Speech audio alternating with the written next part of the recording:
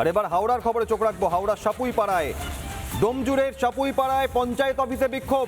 জলের লাইন দেওয়ার নাম করে টাকা নয় ছয়, বিনামূল্যে জলের লাইনের জন্য ৬,০০০ টাকা নেওয়া হয়। পরে একাধিকবার জানানো হলেও টাকা ফেরত পাননি স্থানীয়রা। প্রতিবাদে আজ বিক্ষোভ এলাকাবাসীর। উপপ্রধান সৌমেন্দু গায়েনকে মার জনতার, টাকা ফেরতের দাবিতে বিক্ষোভ এলাকাবাসীর। ছবি দেখছেন আপনারা, হাওড়ার ডোমজুড়ের সাপুইপাড়ার ছবি।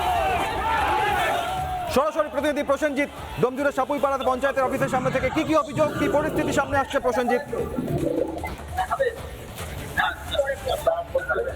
দেখো, একেবারে তোমাকে বলবো যে এই গ্রামের যে বসুকাটি গ্রাম পঞ্চায়েত, সাপুইপাড়া বসুকাটি গ্রাম পঞ্চায়েত, এই পঞ্চায়েতের বিরুদ্ধে একাধিক অভিযোগ যে এলাকার মানুষের যে টাকা নিয়ে ৬,০০০ টাকা করে নিয়েছে পানীয় জলের নামে এবং সেই টাকা ফেরত দেওয়া হয়নি। তাই এলাকার মানুষেরা, যখন সৌমেন্দু গায়েন এই এলাকার এই পঞ্চায়েতের প্রধান ছিলেন তখন সেই টাকা নেওয়া হয়েছিল। দীর্ঘদিন ধরে আবেদন করেছেন, এখন সৌমেন্দু গায়েন হয়েছে উপপ্রধান। তাই এলাকার মানুষদের কাছ থেকে জানার চেষ্টা করব যে আপনাদের কাছে কত টাকা দেওয়া হয়েছিল। পানীয় জলের ক্ষেত্রে আমিও শুনেছিলাম ৬,৫০০ টাকা করে নেওয়া হয়েছে। সেসব টাকা পয়সা কেউ রিটার্ন পায়নি। আর এটাও দেখেছি, আমার পাশের বাড়ি, পার্শ্ববর্তী বাড়ি কল আছে তো জল নেই। কেন এই অবস্থাটা কেন হলো? যে সমস্ত কলে জল পড়ে সেটাও তো মানে 5 বছরের শিশু বাচ্চা, আমার নাতি যেটুকু, যার পেচ্ছাবের স্পিড তার থেকেও কম জোর পড়ে। মানে এই অবস্থা হয়ে দাঁড়িয়েছে। বুঝতেই পারছো অভিক, যে আগের সরকার যেভাবে কাজ করে গেছে, এলাকার মানুষের কাছ থেকে ৬,৫০০ টাকা করে নিয়েছে গ্রামবাসীদের কাছ থেকে, তার ফলেতে এই ধরনের বিক্ষোভ দেখাচ্ছে গ্রামবাসীরা। তাই অতি শীঘ্রই পুলিশ তৎপরতার সঙ্গে আসে এবং তাকে অ্যারেস্ট করে নিয়ে যাওয়া। একেবারে প্রসেনজিৎ, ধন্যবাদ। আমরা শোনাবো ডোমজুড়ের সাপুইপাড়ায় পঞ্চায়েত অফিসের সামনে যে বিক্ষোভ চূড়ান্ত আকার ধারণ করেছে, কি অভিযোগ তাদের দেখুন।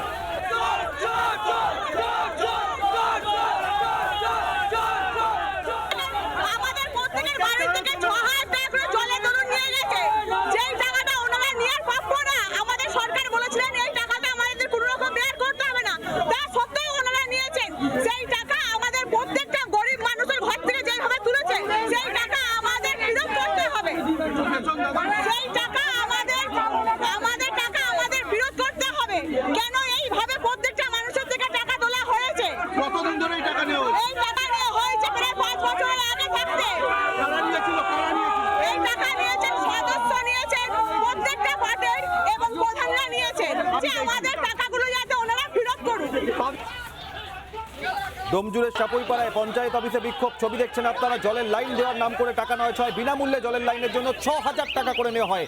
পরে একাধিকবার জানানো হলেও টাকা ফেরত পাননি স্থানীয় বাসিন্দারা। 3 ছবি আপনারা দেখছেন, তৃণমূল নেতাকে চোর চোর স্লোগান।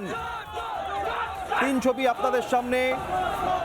একদিকে নাটাবাড়িতে তৃণমূল নেতাকে লক্ষ্য করে ডিম থেরাপি, উপপ্রধানকে ধরে মারধর, সব মিলিয়ে দিকে দিকে বিক্ষোভের চরম আকার।